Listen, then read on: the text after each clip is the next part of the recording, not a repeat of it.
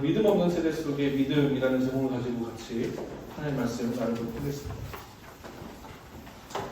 오늘 본문을 보시면 아시겠지만 예수의 제자들과 율법학자들이 무리들 사이에서 논쟁을 벌였습니다. 그 논쟁의 이유는 왜 논쟁을 했을까요? 왜 율법학자들과 예수의 제자들이 이렇게 서로 다툼, 언어를 보면 다퉜다, 논쟁했다, 이렇게 좀 격렬하게 이야기를 나눴다 이렇게 되어 있는데 왜 나눴을까요? 왜 이렇게 논쟁을 벌였을까요? 본문을 보시면 아시겠지만 논쟁의 이유는 귀신 들린 아이 때문이었어요. 이 날 때부터 말을 못하게 하는 귀신 들린 아이를 놓고 예수의 제자들과 율법학자들이 아주 치열하게 논쟁을 벌였습니다. 우리가 본문에서 다 명확하게 나와 있지는 않지만 이 논쟁이 왜 벌어졌는지 우리가 몇 가지 한번 생각해 볼 수가 있어요.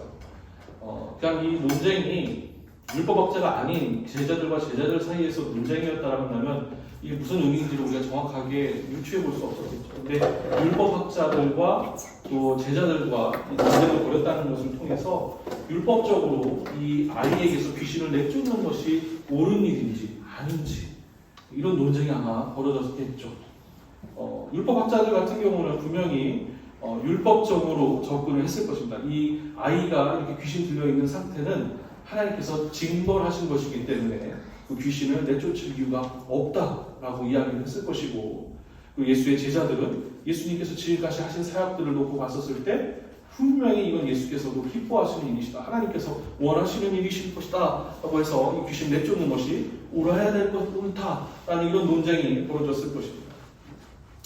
이 논쟁은 이제 점점 더 커지면서 과연 이 아이에게서 귀신을 쫓아낼 수 있는지 없는지에 대한 논쟁으로 이어졌을 것입니다.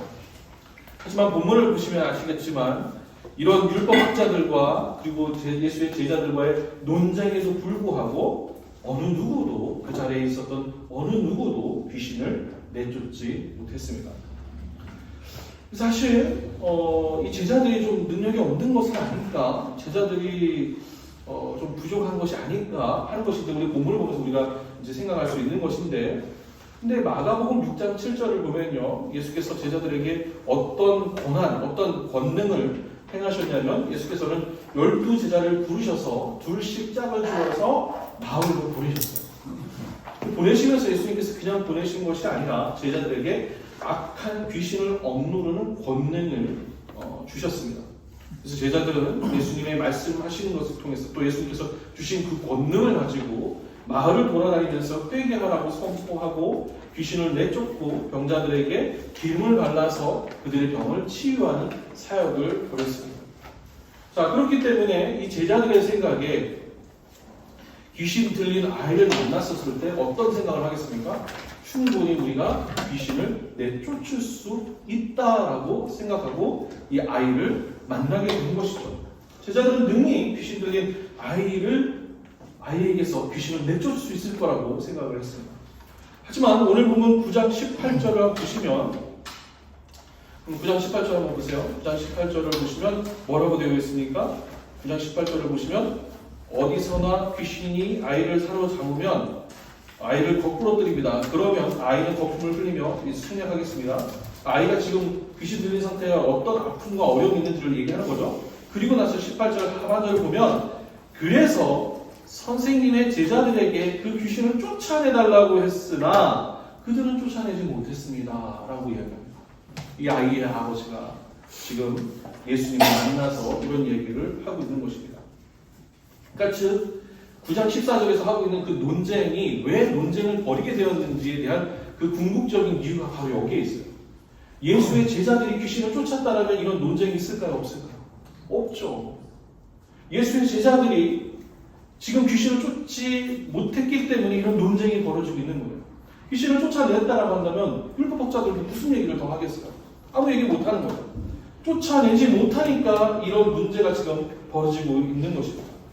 이 율법학자와 이 제자들의 논쟁은 예수께서 그 자리에 도착하시고 나서야 비로소 끝이 납니다. 자, 그래서 이 본문을 보는 독자들은 자연스럽게 9장에서 이 제자들이 귀신을 쫓지 못했다는 것을 우리가 기억하게 되고, 또 한편으로는 그럼 예수께서는 어떻게 하시는지를 주목하게 됩니다. 왜냐하면 제자들은 지금 이 9장 안에서 귀신을 만난 사건 가운데서 어떠한 능력도 행하지 못하고 있기 때문에 그렇습니다. 그래서 예수의 말씀을 우리가 주목하게 되는데, 예수의 말씀을 따라가다 보면 독자들은 자연스럽게 이 본문에 대한, 이 9장에 대한 결론을 내게 됩니다. 제자들이 귀신을 쫓아내지 못한 이유는 기도가 부족하기 때문에 그렇다. 이 사람들이 귀신을 쫓아내지 못하는 것은 기도로 인해서 능력을 받아야 되는데 능력이 없기 때문에 그렇구나. 특히 예수께서 29절에서 이런 부류는, 지금 이런 귀신이 들려있는 상황 같은 데에서는 기도로 쫓아내지 않고서는 어떤 수로도 쫓아낼 수 없다라고 말씀하실 때 이 본문을 보는 독자인 우리는 그냥 결론에 도달하게 되는 것이죠. 이 본문이 말하고자 하는 것이 그리스도인이 기도로 기도를 많이 하고 기도의 그 힘 가운데 있었을 때 능력을 받아서 기도의 힘과 능력으로 행할 수 있다는 것이 이 본문의 결론으로 우리가 읽어지게 되는 것입니다. 하지만 문제는 본문이 말하고자 하는 것이 그게 전부가 아니다라는 겁니다. 지금 이 본문에서 기도 많이 하고 기도로 능력을 받아서 귀신을 쫓아내라는 것이 본문의 핵심이 아니다라는 거예요. 그럼 본문의 핵심이 도대체 무엇이냐? 우리 이제부터 그것을 한번 보도록 하겠습니다. 마가복음에서 오늘 본문이 말하고자 하는 것은 무엇일까요? 그리고 오늘 말씀 앞에서 우리는 어떻게 반응하고 살아가야 될까요? 표면적으로 오늘 본문은 귀신 들린 아이 이야기가 주된 흐름입니다. 이 아이가 지금 귀신이 들려서 제자들이 그 귀신 들린 아이에게서 예수께서 말씀하신 대로 그 귀신 들린 아이에서 귀신을 내쫓는 일들이 그때 벌어지는 주된 흐름입니다. 하지만 본문을 자세히 살펴보면 마가복음이 하려고 하는 진짜 이야기는 28절에 있어요. 자, 9장 28절 보세요. 9장 28절을 보면 예수께서 집 안으로 들어가시니 제자들이 따로 그에게 물어보았다. 왜 우리는 귀신을 쫓아내지 못했습니까? 이게 사실 오늘 본문에서 이야기하고 있는 핵심 구조예요. 제자들은 예수께 따로 와서 왜 우리는 귀신을 쫓아내지 못했습니까? 라고 묻습니다. 원어를 살펴보면 이 제자들이 하는 그 질문은 공개된 자리에서 예수께 질문한 얘기가 아닙니다. 원어를 살펴보면, 그리고 본문의 흐름들을 읽고 보면 예수님께서 그 집 안으로 들어가셨을 때 제자들은 은밀히 와서 예수께 조용히 나지막하게 왜 우리는 이런 능력을 발휘하지 못하는 겁니까? 라고 묻고 있다는 겁니다. 그럼 제자들은 왜 이렇게 개인적으로, 사실은 부끄러울 게 뭐 있어요? 그냥 예수님한테 가서 공개된 자리에서 예수님 왜 우리 이런 능력을 왜 발휘 못합니까? 라고도 물어볼 수 있는데 왜 지금 나지막하게 조용히 분리된 공간에서 이런 얘기를 하냐는 거죠. 이 본문이 명확히 말하고 있지 않지만 상상을 통해 우리는 제자들의 마음을 들여다볼 수 있어요. 마가복음 6장 7절에서 분명히 제자들이 마을들을 돌아다니면서 귀신을 내쫓았는데 지금은 어떤 상황이에요? 귀신을 내쫓지 못하고 있는 상황이에요. 분명히 예수님께서 불십자가를 이루어서 예수님께서 권능을 주셨기 때문에 그 권능으로 말미암아 귀신을 내쫓을 수 있는 권한을 그 제자들에게 주셨음에도 불구하고 제자들이 그 권한을 갖고 있음에도 불구하고 귀신을 내쫓고 있지 못하고 있으니까 사실은 부끄러운 거예요. 이거 왜 이런 거지? 우리가 분명히 이렇게 축사를 하면 귀신이 떠나가는 일들을 벌이고 있는데 왜 지금 그 귀신이 쫓아나가지 않는 것이지? 게다가 오늘 본문을 살펴보면요, 귀신 들린 아이의 아버지는요 18절에서 보면 아버지는 18절에서 제자들에게 귀신을 내쫓아달라고 따로 부탁을 합니다. 근데 제자들이 귀신을 내쫓지 못했다라고 말합니다. 그래서 결국은 이 14절을 보면 제자들과 율법학자들이 논쟁을 벌이는 이야기까지 오게 되는 것이죠. 그래서 전체를 종합해보면요, 지금 제자들은 굉장히 당황하고 있어요. 예수를 믿고 따르고 사는 제자로서, 그리고 예수님께서 우리에게 그런 권능을 주셨음에도 불구하고 그런 일들을 일으키지 못하고 있으니까 너무 당황스러운 거예요. 공개적으로 물어볼 수 없는 거예요. 내가 갖고 있는 이 영적인 힘이, 내가 갖고 있는 이 기독신앙의 믿음이 이거밖에 되지 않는가? 지금 제자들은 굉장히 당황하고 있는 거예요. 분명 예수께서 놀라운 기적들을 일으키시고 심지어 마가복음 6장 7절에서 자신들에게도 귀신을 내쫓는 권능을 주셨는데 제자들이 마주하는 지금의 현실은, 지금의 상황은 귀신을 내쫓기는커녕 율법학자들과 논쟁을 벌이고 그 아이의 아버지로부터도 인정을 받지 못하는 상태. 그러니까 오늘날로 따지면 교회는 다니지만, 교회는 다녀서 들락날락하지만 내가 신앙인으로서 아무런 능력도 행하지 못하는 상태인 거예요. 그것이 지금 마가복음 이 9장에서 보여지고 있는 상황인 것입니다. 사실 많은 사람들의 눈에는요, 제자들은 아주 특별한 존재예요. 왜 제자들이 특별한 존재입니까? 예수님과 매일 함께하는 사람들이기 때문입니다.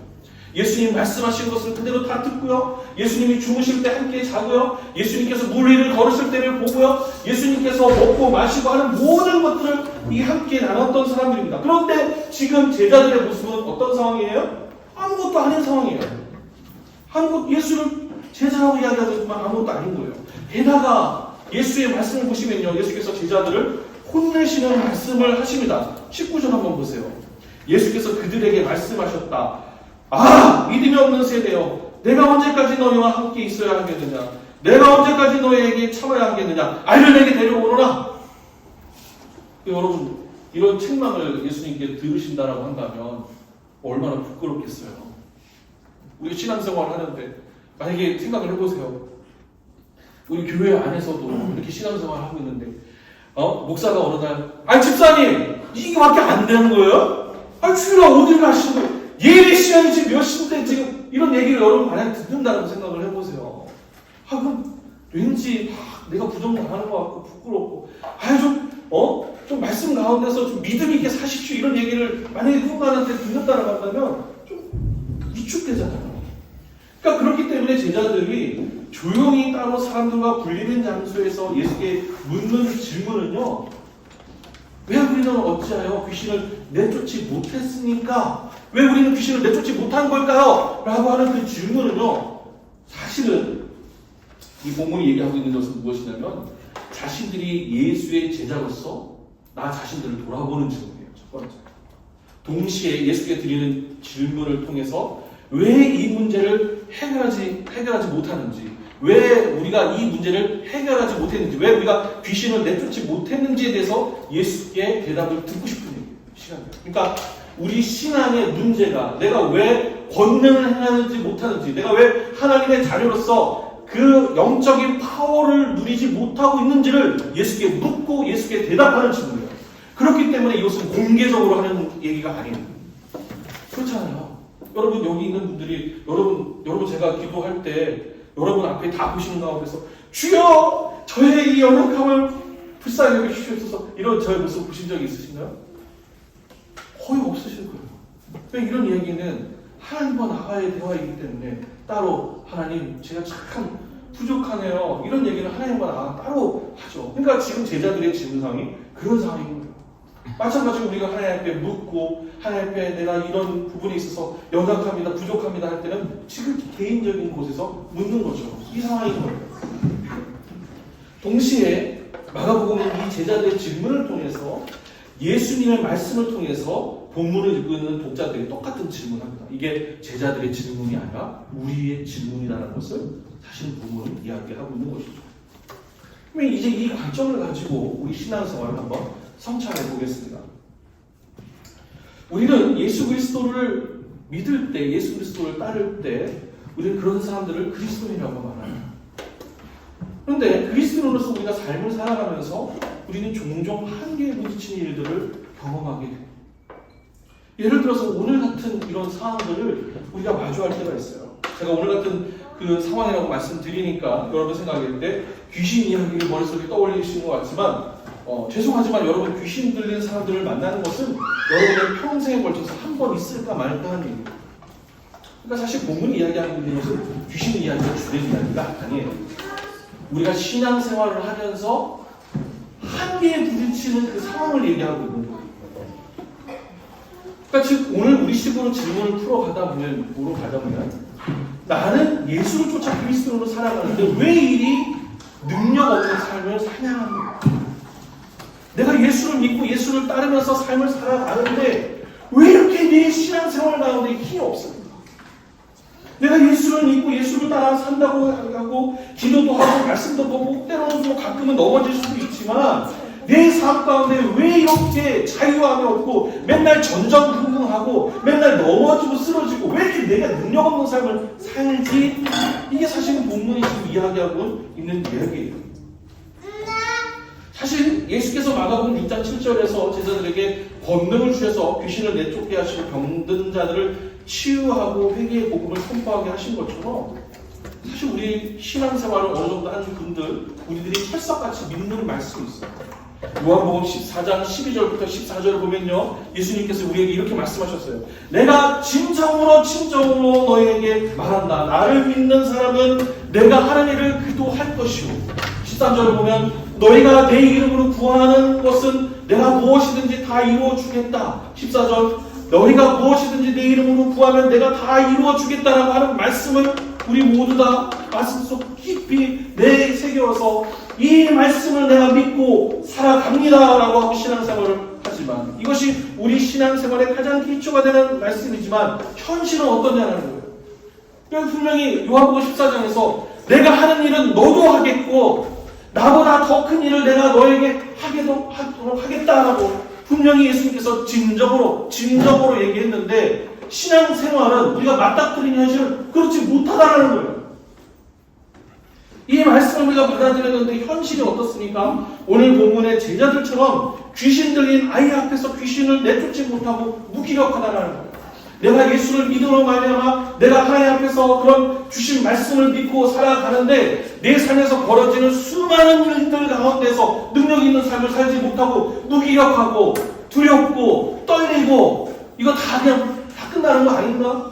이 신앙도 모두 이거 내가 결국은 매번 쓰러지고 넘어지는 부분들, 그런 부분들이 사실은 우리의 모습이라는 것이죠. 자, 다시 오늘 본문 14절 한번 보시기 바랍니다. 제자들이 율법학자들과 논쟁을 벌이고 있다고 말하고 있습니다. 앞에서도 말씀드렸지만 논쟁의 이유는 당연합니다. 제자들이 귀신을 내쫓으려고 했는데 내쫓지 못했기 때문입니다. 만약 제자들이 예수 그리스도처럼 귀신을 내쫓았다면 율법학자들과 논쟁은 벌어지지 않았을 것입니다. 마찬가지로 우리가 예수를 믿는 우리가 능력을 행한다면 우리 삶에서 신앙생활을 하면서 경험하게 되는 무기력, 회의감 이런 부분들이 상당 부분 해소되었을까요? 여러분, 여기 지금 예수를 믿는 능력을 우리가 행한다면 우리 삶에서 신앙생활을 하면서 경험하게 되는 무기력, 회의감 이런 부분들을 상당 부분 해소했을까요? 여러분 이게 벌써 저랑 같이 신앙생활 하신 지 15년이 됐다 보니까 대답을 안 하시는 거예요.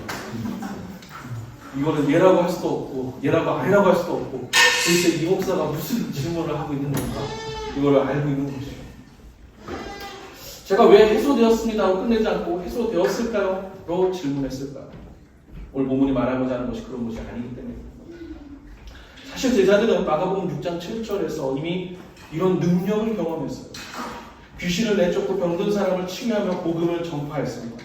얼핏 보면 제자들은 예수께서 행하시는 기적의 의미를 행하고 있는 것으로 보여요. 그렇죠? 이 기적의 의미를 행하고 있는 것처럼 그렇게 보였기 때문에 마가복음 6장 7절에서 그렇게 귀신을 내쫓고 사람들을 치유하고 회복하는 일들을 한 것이죠. 그러나 우리가 여기서 알아야 될 것이 무엇입니까? 예수께서 사실 오신 이유는 기적을 베풀기 위해서 오신 것이 아니라는 거예요. 마가복음 6장 14절을 보면 예수께서 오신 이유를 예수님께서 직접 이렇게 말씀하고 계세요. 하나님의 복음을 선포하시고 때가 찼다, 하나님 나라가 가까이 왔다는 것을 선포하시기 위해서 오신 거예요. 그러니까 예수님은 기적을 하러 오신 것이 아니라 하나님 나라의 복음을 선포하러 오신 거예요. 하나님 나라가 마침내 왔다는 것을 이야기하시고 오신 거예요. 이제 심판이 임했다는 것을 말씀하시기 위해서 오신 거예요.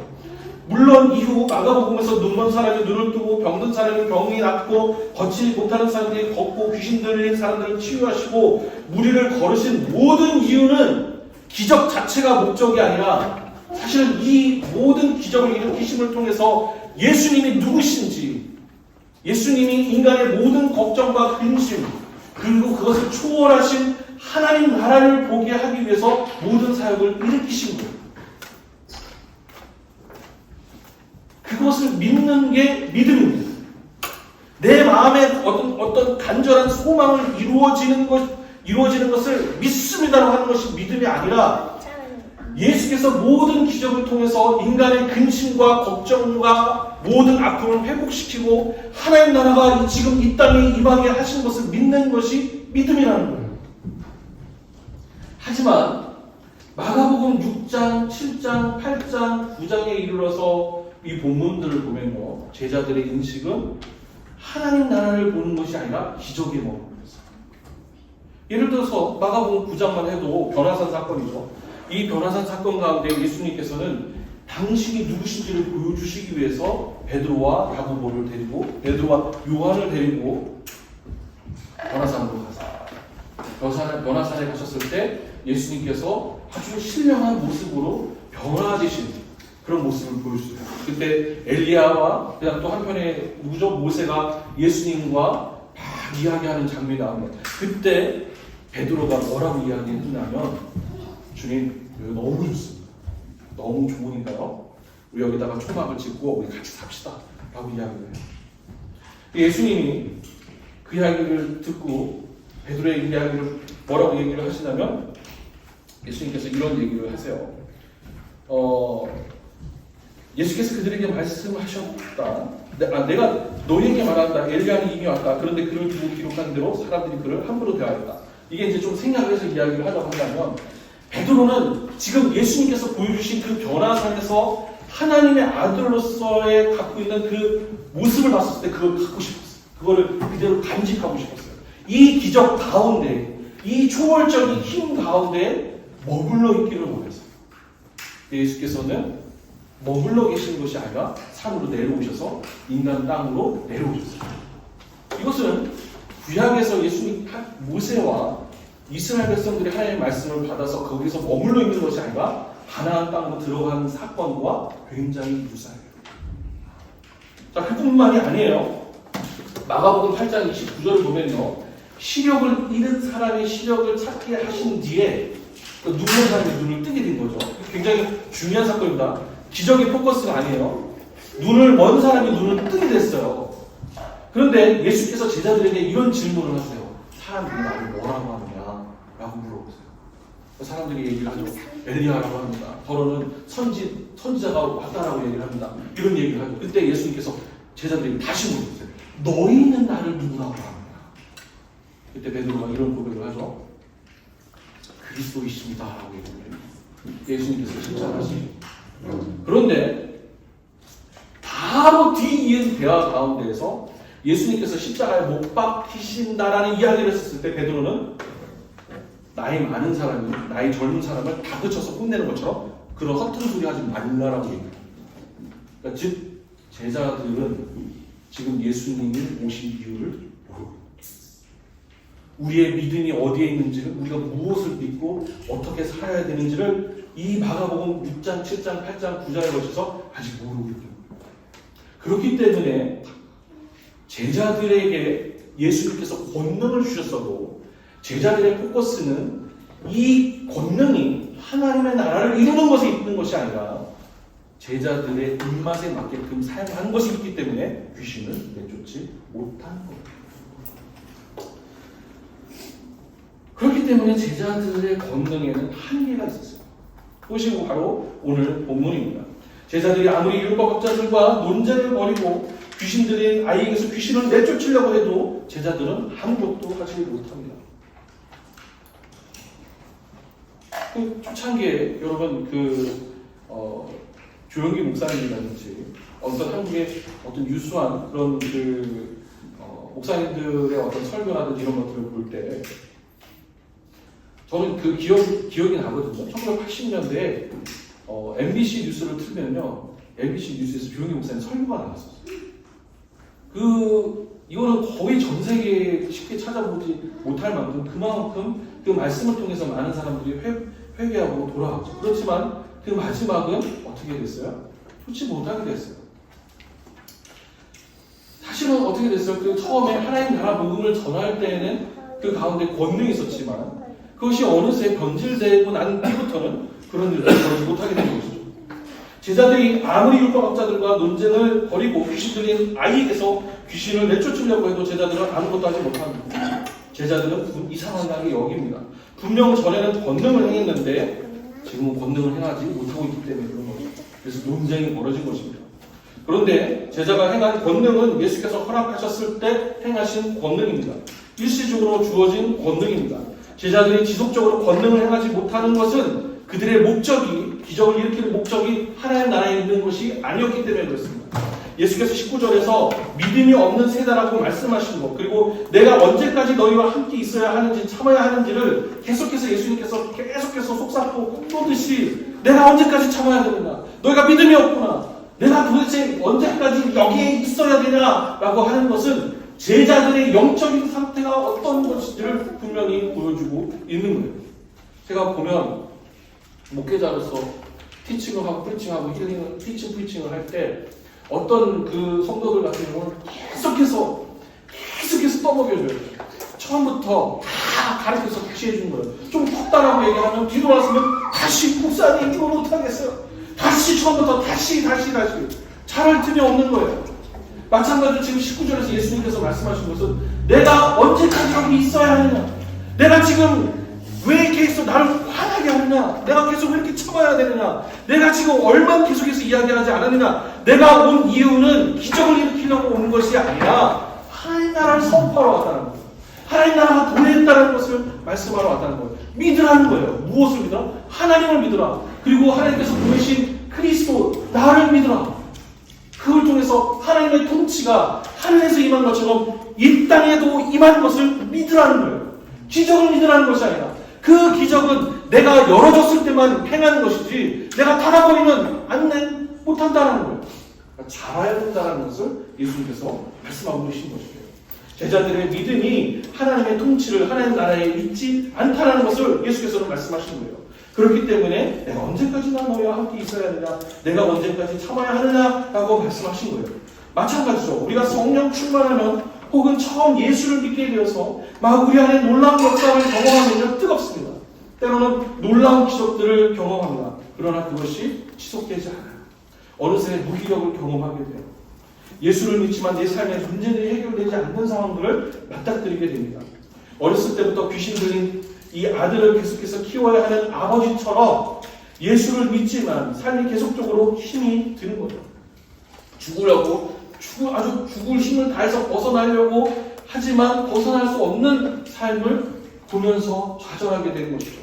그러니까 이제 우리가 지금 포커스를 맞춰야 되는 것은 이제 아버지와 귀신 들린 아이를 데리고 있는 그 아버지를 보자는 거예요. 이 아버지는 어떤 마음이었을까요? 당연히 하나님에 대한 원망, 신앙생활에 대한 회의가 찾아옵니다. 오늘 본문에서 귀신 들린 이 아이의 아버지를 한번 보시기 바랍니다. 귀신 들린 아이 아버지의 이 외침은, 이 아버지의 소리침은 사실은 제자들의 믿음과 수준을 본문을 보는 우리의 믿음과 수준을 보여주는 거예요. 그러니까 이 아버지의 외침, 할 수만 있으면 내 아이에게서 귀신을 내쫓아 주십시오 라고 하는 것은 이 아버지의 지금 상황을 보여주면서 동시에 이 본문을 보고 있는 우리의 영적인 상황과 제자들의 상황을 그대로 보여주고 있는 것입니다. 예수님께 한번 이 아이 아버지의 상황을 보세요. 예수님께 도와달라고 하면서도 9장 몇 절이죠? 9장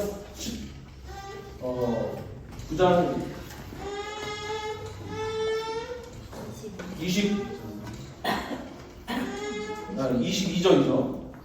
귀신이 아이를 죽이려고 여러 번 불속에도 던지고 물속에도 던졌습니다. 하실 수 있으면.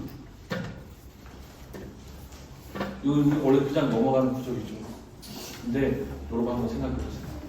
지금 하나님에게 하실 수 있으면이라는 얘기를 있어요. 이 아버지의 영적인 상태를 보여주면서 동시에 제자들의 영적인 상태를 보여주면서 동시에 이 텍스트를 지금 보고 있는 독자인 우리의 영적인 상태를 보여주고 있습니다. 예수님께 도와달라고 하면서도, 내가 믿음을 가지고 도와달라고 얘기하면서도 할 수만 있다면 하나님의 능력은 어떻게 되고 있어요? 제한한. 이거는 하실 수도 있고 할 수도 없을 수도 있는 거로 제한해줍니다. 이 믿음을 갖고 있다면 귀신을 쫓아낼 수 있을까요? 죽었다고 못 쫓아냅니다. 지금 오늘 본문이 말하고 있는 제자들의 믿음을 이 지금 23절에 적나라하게 보여주고 있는 거예요. 적나라하게 제자들의 믿음을 고발하면서 동시에 본문을 읽고 있는 우리의 신앙을 고발하고 있는 거예요. 뭔가 믿음 있는 것처럼 으쓱거리지만 사실은 빈 껍데기, 아무것도 하지 못하는 믿음의 신앙이에요. 과연 내가 이렇게 뜨거웠는데 말은 하지만 현재는 주님 할 수만 있으면 도와주세요. 주님 도와주세요가 아니라 할 수만 있으면 도와주세요라고 완전히 하나님을 믿는 것도 아니고 가능하다면 이라고 하는 이 믿음의 상태, 그것이 바로 우리라는 것을 본문은 말하고 있는 것입니다. 결국 제자들이 숨어서 질문하는 것처럼 우리도 숨어서 아무도 모르게 이렇게 질문하고 있는 것입니다. 왜 나는 그리스도인으로서 능력이 없나요? 왜 나는 권능을 행하지 못하고 있나요? 기적을 일으키지 못하나요가 아닙니다. 왜 능력이 있는 힘있게 영적인 힘을 누리면서 이 세상을 살아가지 못하는 하나님 나라를 살아내지 못하는 건가요를 묻고 있는 것입니다. 그렇죠? 이게 솔직한 우리의 마음이죠. 우리가 직접 하나님과의 대면의 자리로 왔었어요. 저는 나에게 예수를 믿고 신앙생활도 했고 모태신앙이었고 혹은 몇십 년 동안 신앙생활을 했고 했는데 왜 나는 내 삶은 내 믿음으로 그냥 이 모양 이 꼴인가요? 이때 예수께서 이렇게 대답하십니다. 기도해요.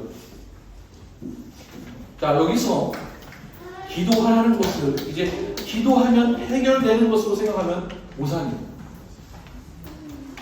왜 예수께서는 귀신을 내쫓는 데에는 기도로 내쫓는 것이라고 말씀하셨을까요? 여기서 귀신을 우리가 초자연적인 존재로 인식하면 안 됩니다. 본문에서 말하고 있는 귀신의 이야기는요, 사실 그 본문이 갖고 있는 그 깊은 의미는 사실은 해결되지 않는 문제들을 이야기합니다. 인간이 태어나면서 갖고 있는 문제들, 사람을 죽일 만큼 어떤 방법을 써도 해결되지 않는 문제들, 율법도 그 어떤 것도 해결되지 않는 문제들 가운데 사람들은 이러지도 저러지도 못합니다. 여러분, 사실 우리가 이런 문제들이 우리 모두 다 갖고 있죠. 우리 삶 가운데 귀신 같은 문제들이 한두 개씩 누구나 다 있어요. 내가 이거를 떨어뜨리고 싶어도 떨어지지 않는 그 귀신 중에 목에 이렇게 타가지고 붙어있는 귀신이 뭐라고 하죠?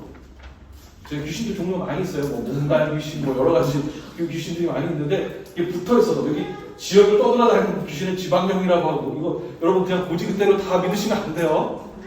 그냥 이거는 여러분 잠깐 이제 브레이크 저희 그 깨시라고 하시는 거예요. 사실 우리 삶 가운데 귀신 같은 문제들이 있어요. 아무리 벗어나려고 해도 벗어나지 못하는 부분들, 아무리 해결해도 해결되지 않는 문제들, 이 문제들 가운데서 우리가 이러지도 저러지도 못합니다. 이 문제들 가운데서 나를 괴롭히는 문제들, 수단과 방법을 사용해도 결코 해결되지 않는 부분들, 그것이 바로 본문이 말하고 있는 귀신의 정체입니다. 그럼 이 문제를 어떻게 해결할 수 있을까요? 예를 들어 열등감, 자존감, 자기 자신만이 아는 문제, 신앙생활을 지속해 가도 계속해서 갖고 가는 문제들, 죽음, 병든 내가 아무리 열심히 노력해도 잘 안 풀리는 문제들, 기적이 해결해 줄 수 있나요? 기적도 하루 이틀이죠. 한두 번이죠. 계속해서 기적이 일어날 수 없어요. 궁극적으로 해결되지 않는 문제들이 있어요. 이런 문제는 누가 해결해 가능해요? 누가 이 문제를 해결하실 수 있어요? 창조주이신 하나님만이 가능하십니다. 기도의 시작은 소원을 성취하기 위해서 시작되어지지만 그것이 기도의 최종 목표가 아닙니다.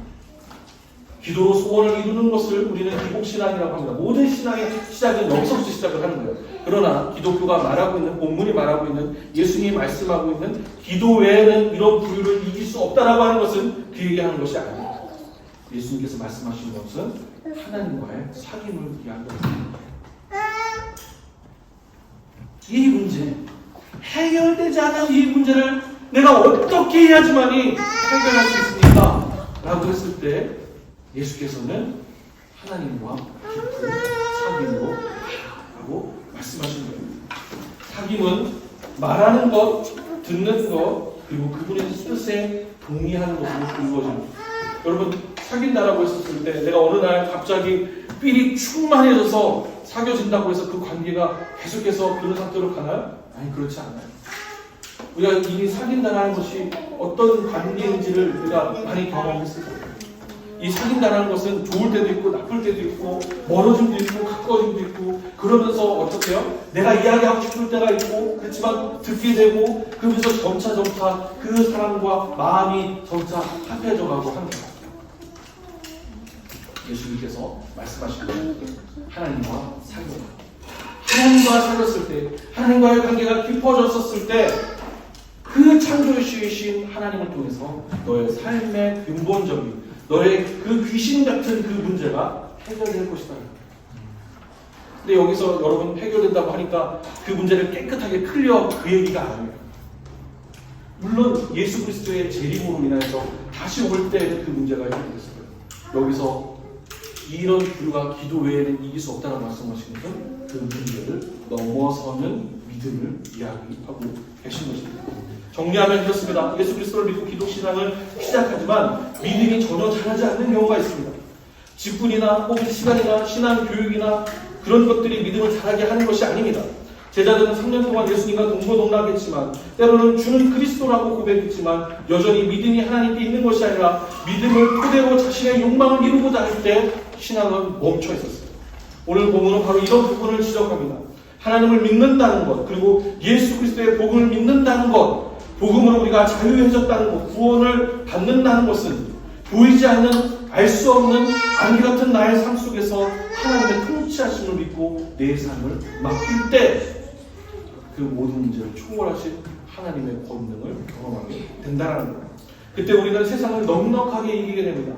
그때 우리의 삶에서 내가 죽을 때까지 나를 괴롭히고 있는 귀신을 내쫓게 되는 거예요. 너 사망의 귀신아, 너의 더러운 귀신아, 나를 옥죄고 있는 자존감, 상처, 아픔, 병든 거 예수 그리스도의 이름으로 명하노니 나갈지어다라고 하는 것은 주문 같은 것이 아니라 그 권능, 전능자이신 그 하나님의 믿음으로 말미암아 그리스도와 함께 죽고 그리스도와 함께 다시 삶으로 인하여서 내가 나은 것다 라고 선포하신 그 예수 그리스도의 믿음으로 넉넉하게 그 상황 가운데서도 감당할 수 있는 부부싸움을 했었을 때 하나님 앞에 기도할 때 주님 부부싸움을 없게 해주십시오. 하나님 그런 기도를 응답하지 않습니다. 넉넉하게 이길 수 있도록 그 사람의 품을 넓히시는 거죠. 경제적인 문제, 여러 가지 수많은 일들 다 똑같죠. 기도는 그 시작인 것입니다. 하나님을 아는 것, 그분과의 친밀한 교제 가운데로 들어가는 것입니다. 기도가 항상 우리가 아는 형식의 것으로 정형화되었다라고 생각하지 마십시오. 하나님과 내적 친밀감을 갖는다면 기도는 독서의 형태로, 교제의 형태로, 노동의 형태로 모두가 기도가 될 수 있는 것입니다. 말씀을 마무리하겠습니다. 믿음 없는 세대 속에서 여러분 믿음을 가지시기 바랍니다. 하나님을 믿음으로 말미암아 하나님과 깊은 관계로 말미암아 우리의 삶 가운데 나를 억누르고 있는, 나를 꿋꿋하게 누르고 있는 이 귀신을 내쫓는 저와 여러분의 되시기를 주의 이름으로 축원합니다.